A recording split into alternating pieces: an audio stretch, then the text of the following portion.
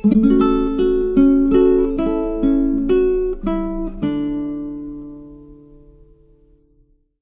Hello friends, I am Ali Khan and welcome to the K educational world.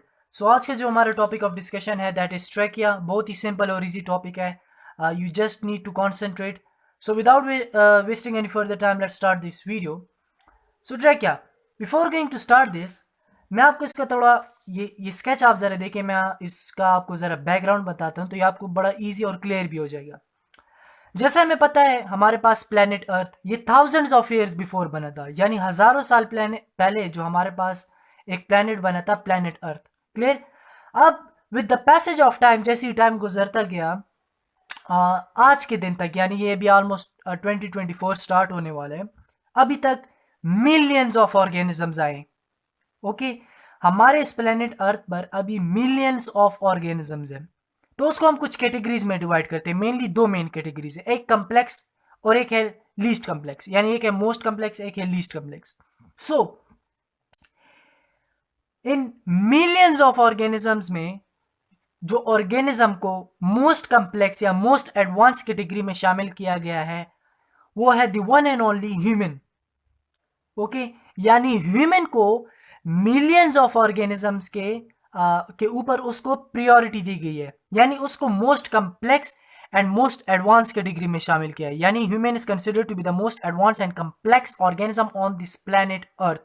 Clear. ना इसके बाद जितने भी ऑर्गेनिजम्स है, यानी एनिमल्स हो गए, फिशेज हो गए, बर्ड्स हो गए, रेप्टाइल्स हो गए, ये सारे हमारे पास लीस्ट कम्प्लेक्स एनिमल्स में आते हैं। So now the question is this कि ह्यूमन को ये प्रायोरिटी क्यों दी गई है, यानी इतने मिलियंस ऑफ ऑर्गेनिजम्स में ह्यूमन को मोस्ट कम्प्लेक्स क्यों कहा गया है। यानी अगर हम एनिमल्स को देखें, animals are too strong, they are too fast. Fishes oceans में ये लोग रहते हैं, बर्ड्स हवाओं में उड़ते हैं, लेकिन ह्यूमन को, यानी क्यों, ये क्वेश्चन आपको जहन में आना चाहिए कि ह्यूमन क्यों मोस्ट कम्प्लेक्स कैटेगरी में शामिल है। सो इसका आंसर बड़ा सिंपल सा है, just because of their systems. कि ह्यूमन के अंदर जो सिस्टम्स हैं वो बड़े एडवांस होते हैं। यानी बड़ी ऑब्वियस सी बात है कि अगर ह्यूमन को हम मोस्ट कम्प्लेक्स या मोस्ट एडवांस कैटेगरी में शामिल करते हैं, सो डेफिनेटली इसके अंदर के जो सिस्टम्स होंगे तो वो भी कम्प्लेक्स और एडवांस होंगे ना। यानी फॉर एग्जाम्पल मैं आपको अभी बताता हूं। यानी देखिए, अब ये हमारे पास एक ह्यूमन बीइंग है। ओके, अब इसके अंदर मल्टी सिस्टम्स होते हैं, इसमें मुख्तलिफ किस्म के सिस्टम्स होते हैं। फर्स्ट इज ब्रीथिंग सिस्टम, जिसको हम रेस्पिरेटरी सिस्टम भी कहते हैं। यानी ब्रीथिंग सिस्टम या रेस्पिरेटरी सिस्टम का क्या काम होता है, सांस लेने में ये हेल्प आउट करते हैं। फिर ह्यूमन के अंदर डाइजेस्टिव सिस्टम भी होता है जो कि ह्यूमन की फूड की डाइजेशन में हेल्प आउट करता है। फिर सर्कुलेटरी सिस्टम भी होता है ह्यूमन के अंदर, जो इसकी ब्लड की सर्कुलेशन में हेल्प आउट करता है, इसके सारे बॉडी ऑर्गन्स को ब्लड प्रोवाइड करता है ये सिस्टम। फिर एक्सक्रीटरी सिस्टम भी होता है, यानी एक्सक्रीटरी सिस्टम का मेन फंक्शन ये होता है जो आपकी बॉडी के अंदर वेस्ट मटेरियल्स होते हैं वो उसको बाहर निकालता है। नर्वस सिस्टम भी होता है, यानी नर्वस सिस्टम भी ह्यूमन के अंदर होता है जो उसको कोऑर्डिनेशन में, उसको थिंकिंग में उसको हेल्प आउट करता है। सो ये सारे सिस्टम अगर आप देखिए बड़े एडवांस है। वाई? क्योंकि अगर हम बाकी एनिमल्स देख ले, इंसेक्ट्स देख ले, बर्ड्स देख ले, उसमें भी डेफिनेटली ब्रीथिंग सिस्टम होगा, डाइजेस्टिव सिस्टम होगा, लेकिन शायद किसी में एक्सक्रीटरी सिस्टम वेल डेवलप नहीं होगा, किसी में ब्रीथिंग सिस्टम वेल डेवलप नहीं होगा, किसी में नर्वस सिस्टम नहीं होगा। एक ऐसा ऑर्गेनिज्म जिसमें ये सारे सिस्टम्स परफेक्ट है, that is only human. Human के अंदर ये सारे सिस्टम्स जो है ये वेल डेवलप्ड है। So that is why human is considered to be the most advance and complex organism on this planet earth. Clear. हमारा टॉपिक है ट्रैकिया, और हमें पता है कि ट्रैकिया हमारे पास रिलेटेड है रेस्पिरेटरी सिस्टम। सो इसमें जो हमारा कंसर्न है वो सिर्फ रेस्पिरेटरी सिस्टम के साथ है इस चैप्टर में। सो रेस्पिरेटरी सिस्टम मैंने आपको पहले ही बताया था कि रेस्पिरेटरी सिस्टम एक बहुत बड़ा सिस्टम है, ये कोई अकेले इंडिविजुअल नहीं है, ये कुछ पार्ट से, कुछ कंपोनेंट से कंबाइन होता है तो ये इतना बड़ा एक सिस्टम बनता है। सो वो कौन कौन से कंपोनेंट्स है? नॉस्ट्रल्स है, फेरिक्स है, लैरिक्स है, ट्रैकिया है, ब्रोंकाई है, ब्रोंक्यूल्स, एनवोलाई है। हमने नॉस्ट्रल्स, फेरिक्स, लैरिक्स पढ़ लिया। आज का जो हमारा टॉपिक है वो सिर्फ ट्रैकिया है, यानी हम ट्रैकिया को डिटेल में डिस्कस करेंगे। Clear. So trachea, before going to start this, trachea को मैं डिटेल में डिस्कस करूं, कुछ बुक्स में, बल्कि ऑलमोस्ट सारी बुक्स में ट्रैकिया को हम विंड पाइप भी कहते हैं। यानी देखिए trachea is also called as wind pipe. So wind pipe या trachea both are same, okay, ये एक ही चीज के दो नाम है, ट्रैकिया के लिए या विंड पाइप के लिए, both mean same, clear. Now अगर इसकी लेंथ की बात करें, इसकी लेंथ कितनी होती है, बट बिफोर गोइंग टू मैं आपको ये लेंथ समझाऊं कि डायग्राम पता होनी चाहिए किसकी डायग्राम कैसे होती है। देखिए ये हमारे पास एक सिस्टम है, एक ऑर्गेनिज्म के अंदर, ये डाइजेस्टिव सिस्टम और रिस्पिरेटरी सिस्टम है, क्लियर, एक ह्यूमन के अंदर। तो हम सिर्फ हमारा कंसर्न रिस्पिरेटरी सिस्टम के साथ है, तो ये देखिए हमारे पास रिस्पिरेटरी सिस्टम में कौन कौन से कंपोनेंट्स आते हैं, नॉस्ट्रल्स, फेरिक्स, लैरिक्स, ट्रैकिया। हमारा कंसर्न ट्रैकिया के साथ है, तो ट्रैकिया को भी हम फाइंड आउट करते हैं इसमें। तो ये नोज हो गया, फिर हमारे पास फेरिक्स हो गया, यहाँ पर फेरिक्स हो गया, क्लियर, ये हमारे पास लैरिक्स। अच्छा ये ट्रैकिया हो गया। ये देखिए ये जो ट्यूब आपको दिख रही है, देखिए दो ट्यूब्स है, ये लेफ्ट हैंड साइड पे जो आपकी ये वाली ट्यूब दिख रही है जो कि लंग्स की तरफ जा रही है, देखिए ये हमारे पास लंग्स है। सो ये लंग्स की तरफ जो ये ट्यूब जा रही है, ये पाइप टाइप ऑफ, ये जो पाइप का स्ट्रक्चर है, इसको हम क्या कहते हैं, इसको हम कहते हैं ट्रैकिया। ट्रैकिया और विंड पाइप देखिए बोथ मीन सेम, ओके। इसको हम विंड पाइप लाइक स्ट्रक्चर और विंड पाइप क्यों कहते हैं इसको, क्योंकि इसमें से एयर पास होता है, क्लियर। सो अभी आप ऐसा करें कि जो हम ट्रैकिया है और ये जो लंग्स है, इसको आप ऐसे इमेजिन करें कि इसको आपने इस तरह एक उठा लिया, ठीक है। ये आपने सिर्फ मैं ये पोर्शन आपको समझा रहा हूँ, ये लंग्स और वेंट पाइप, इसको मैंने यहाँ से उठा लिया और मैंने इसको यहाँ पर पेस्ट कर लिया, क्लियर। क्योंकि हमारा कंसर्न सिर्फ इस ट्रैकिया के साथ है, सो हम इस ट्रैकिया को डिस्कस करेंगे। बाकी आने वाली वीडियोस में हम लंग्स को सबको 1 बाय 1 डिटेल में डिस्कस करेंगे, क्लियर। सो अब आप अगर इसकी लेंथ देखिए यहाँ से लेकर यहाँ तक ये जो स्ट्रक्चर है, ये पाइप है, इसको हम क्या कहते हैं, विंड पाइप। अब इसकी लेंथ आप देख लें तो 11 सेंटीमीटर इसकी लेंथ है और इसका जो विड है ये कितना है, 2 सेंटीमीटर, क्लियर। सो इसका विड है 2 सेंटीमीटर और लेंथ है इसकी 11 सेंटीमीटर, क्लियर। तो देखिए यहाँ पर trachea is about 11 centimetre long, 11 centimetre long है और 2 सेंटीमीटर इन विड है, उसकी विडनेस 2 है। अब इसकी लोकेशन की बात करते हैं, बड़ी सिंपल से, देखिए trachea lies below the larynx, that is very simple. देखिए हमारे पास एक सीक्वेंस होता है ना, नॉस्ट्रल्स होता है, फेरिक्स होता है, लैरिक्स होता है, तो लैरिक्स के बाद हमारे पास कौन सा स्ट्रक्चर आ रहा है, ट्रैकिया या विंड पाइप। सो इसकी लोकेशन क्या हो गई, that trachea is present below the larynx, clear. Larynx को हम वॉइस बॉक्स भी कहते हैं या साउंड बॉक्स भी कहते हैं। So trachea lies below what, larynx, clear. यहां पर देखिए trachea lies below the larynx. So next पर डिस्कस करते हैं इसकी लोकेशन के बारे में, that the upper track या the upper part of trachea is protected by a flap of cartilage called epiglottis. This closes over the trachea when you swallow to prevent food from getting into lungs. हाँ ये बड़ा important point है। देखिए अब होता क्या है, मैंने आपको शुरू में एक डायग्राम बताई, यहाँ पर ये देखिए ये डाइजेस्टिव सिस्टम है और रेस्पिरेटरी सिस्टम है। अब यहाँ पर दो ट्यूब्स है, एक तो ये ट्रैकिया हो गया, विंड पाइप, ठीक है। दूसरा इसके साथ आप देखिए राइट हैंड साइड पर एक और ट्यूब है which is called as oesophagus. ये दोनों ट्यूब आपस में साइड बाय साइड है। सो एसोफेगस को अगर आप देखिए ये माउथ से शुरू होता है और कहाँ पर ख़त्म होता है, ये हमारे पास ख़त्म होता है स्टमक में, ठीक है। ये देखिए स्टमक में ये हमारे पास ख़त्म होता है। लेकिन ये दूसरा जो पाइप है ट्रैकिया है, ये कहाँ से शुरू हो रहा है, ये नोज से शुरू हो रहा है और ये कहाँ पर ख़त्म हो रहा है, ये ख़त्म हो रहा है हमारे पास लंग्स में, क्लियर ना। अभी ज़रा यहाँ पर देखिए, अब हम दो केसेस लेते हैं, डाइजेशन और रिस्पायरेशन। रिस्पायरेशन में हम सांस लेते हैं और डाइजेशन में हम खाना खाते हैं। तो अब दो केसेस लेते हैं। केस नंबर 1 ये है कि देखिए ये ट्रैकिया है, फॉर एग्जांपल एज्यूम करिए ट्रैकिया और ये एसोफेगस है, दोनों आपस में करीब है। सो आप एज्यूम करें कि होता क्या है इन केस ऑफ रिस्पायरेशन, जब आप सांस लेते हो तो क्या होता है। इस केस में ये होगा कि जब आप सांस लोगे तो यहाँ पर एक स्ट्रक्चर है, ये देखिए एपिग्लॉटिस, ये रिंग टाइप स्ट्रक्चर है। तो जब आप सांस लोगे तो ये ऑक्सीजन आएगा, तो ये इसको अभी या इस ट्यूब में जाना है या इस ट्यूब में जाना है, दैट इज क्लियर।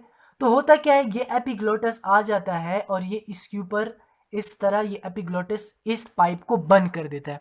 तो एज ए रिजल्ट इस ऑक्सीजन के लिए सिर्फ एक ही रास्ता बच जाता है और वो है ट्रैकिया, और एज ए रिजल्ट वो इस ट्रैकिया में चला जाता है, इस वेंट पाइप में। ये देखिए इस वेंट पाइप में ऑक्सीजन चली जाती है और उससे पास होके ये देखिए कहाँ पर फाइनली आ जाते हैं, लंग्स में हमारे पास।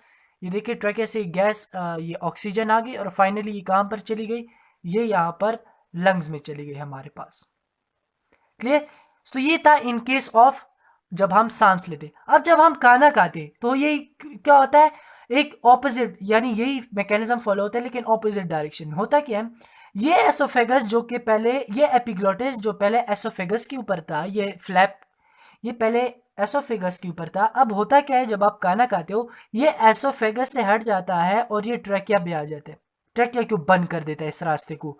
तो ये जब फूड का मॉलिक्यूल होता है, ये जो आप फूड खाते हो, जो फूड होता है, तो उसके लिए सिर्फ एक ही रास्ता बच जाता है, and that is oesophagus. So as a result वो एसोफेगस में चला जाता है और फाइनली वो कहाँ पर पहुंचता है, वो आपके स्टमक में पहुंचता है फॉर फर्दर डाइजेशन। तो एज्यूम करें कि हमारे पास ये एपिग्लोटस ना होता इस ट्रैक के ऊपर, तो ये चांस होता, अगर ट्रैके के ऊपर ये एपिग्लोटस ना होता तो ये चांस होता, ये प्रोबेबिलिटी होती कि ये फूड का मॉलिक्यूल यहाँ भी जा सकता था। तो एज ए रिजल्ट जब ये ट्रैकिया में चला जाता था तो ये देखिए ट्रैकिया में वो फूड का मॉलिक्यूल आ गया, आगे पास हो गया, तो ये कहाँ पर चला जाएगा, लंग्स में चला जाएगा, और एज ए रिजल्ट ये रास्ता ब्लॉक हो जाएगा, लंग्स आपके ब्लॉक हो जाएंगे और आप सांस नहीं ले पाएंगे और आपकी डेथ हो जाएगी।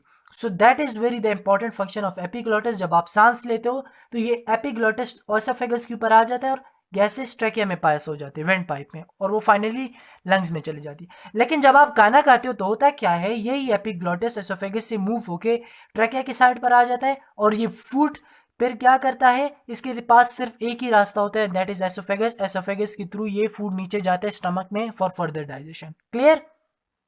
Next is that trachea is internally lined by mucus membrane which produces mucus. मैंने आपको शुरू में कहा था हमारे पास जितने भी रिस्पिरेटरी सिस्टम है, ये जितने भी रिस्पिरेटरी सिस्टम है, नॉस्ट्रल, फेरिक्स, लारिंक्स, ट्रैकिया, ब्रोंकाई, ब्रोंक्यूल्स, अल्वेलाई, इन सारों में हमारे पास क्या होता है, म्यूकस होता है, म्यूकस मेम्ब्रेन होती है। तो अब एज्यूम करें ये हमारे पास एक म्यूकस मेम्ब्रेन है, ये रेड कलर की लाइन। अब म्यूकस मेम्ब्रेन का मेन फंक्शन क्या होता है कि वो म्यूकस रिलीज करता है। क्लियर? अब ये म्यूकस मेम्ब्रेन है और इसने यहाँ पर ये ग्रीन कलर का म्यूकस रिलीज कर दिया। क्लियर? ये म्यूकस है हमारे पास, ये ग्रीन कलर। अब म्यूकस की जो नेचर होती है वो कैसी होती है, वो स्टिकी होती है। क्लियर? वो क्या होती है हमारे पास, स्टिकी होती है। तो अब होता क्या है कि जब बाहर से कोई, इन केस आप एज्यूम करें कोई बाहर से कोई बैक्टीरिया या कोई माइक्रो ऑर्गेनिज्म या कोई वायरस आ गया, इन केस इस ट्रैकिया में आ गया, तो इसके ऊपर तो यहाँ पर म्यूकस होता है ना, तो ये क्या होता है, म्यूकस स्टिकी होता है। तो ये एज ए रिजल्ट, ये जो बैक्टीरिया होता है, माइक्रो ऑर्गेनिज्म होता है, ये इसमें स्टक हो जाता है, ये म्यूकस इसको पकड़ लेता है। देखिए इसका मैंने आपको बताया इसका नेचर क्या, स्टिकी है। तो आप डेफिनेटली स्टिकी सब्सटेंस में अगर आप अपनी फिंगर डालेंगे तो वो उसमें चिपक जाएगी। सो इसी तरह अगर बाहर ट्रैकिया के अंदर कोई बैक्टीरिया या फॉर एग्जांपल हमारे पास कोई माइक्रो ऑर्गेनिज्म, कोई भी बाहर से कुछ आ गया, तो वो इसमें क्या हो जाता है, ये म्यूकस इसको पकड़ लेता है, and as a result output हमारे पास क्या होता है कि फ्रेश फिल्ट्रेट एयर लंग्स में जाती है और हमारे लंग्स में जो ऑक्सीजन पहुंचती है वो साफ होती है। Clear? So next is cartilaginous rings. ये एक बड़ा इंपॉर्टेंट स्ट्रक्चर है हमारे ट्रैकिया में। अब देखिए ये हमारे पास एक ट्रैकिया है, तो आप ये देख ले, इसके ऊपर ये कुछ देखिए, the trachea have 16 to 20 horseshoe shape cartilages.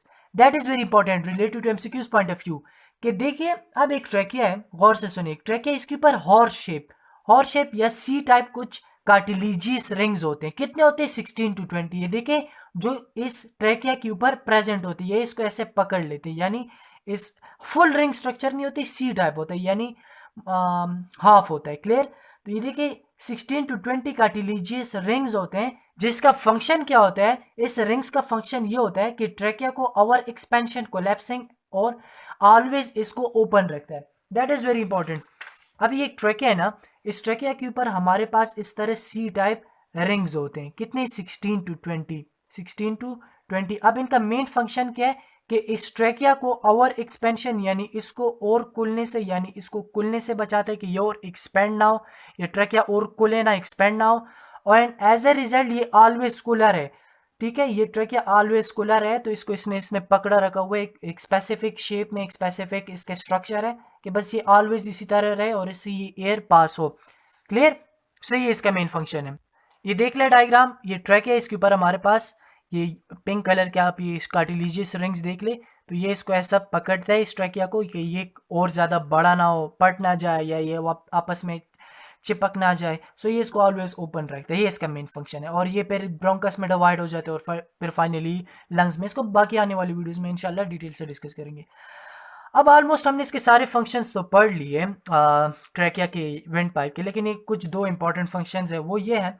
एक तो हमें पता है कि ट्रैकिया जो है वो उसमें म्यूकस लाइनिंग होती है, तो म्यूकस लाइनिंग में क्या होता है, म्यूकस रिलीज होता है। और म्यूकस का इंपॉर्टेंट फंक्शन क्या है कि वो ट्रैकिया को वार्म रखता है। और सेकंड, इससे पहले हमने पढ़ लिया कि वो जो डस्ट पार्टिकल्स होते हैं या कोई बैक्टीरिया होता है उसको पकड़ता है, तो एज अ रिजल्ट हमारे लंग्स के थ्रू जो एयर, लंग्स की तरफ जो एयर जाती है वो फ्रेश होती है। सो एक फंक्शन तो ये हो गया म्यूकस का, को एयर को वार्म करते हैं। दूसरा वो एयर को फिल्ट्रेट करते हैं।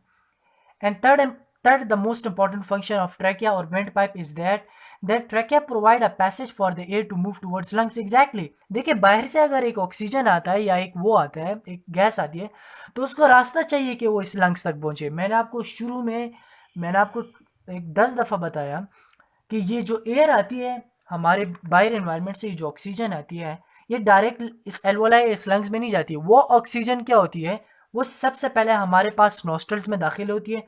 नोस्ट्रल के बाद वो फेरिक्स में जाती है, फेरिक्स के बाद वो लैरिक्स में होती है, लैरिक्स के बाद वो ट्रैकिया में जाती है, ट्रैकिया के बाद ब्रोंकाई में, देन ब्रोंक्यूल्स में जाती है, और देन फाइनली वो एल्वोलाई में जाती है।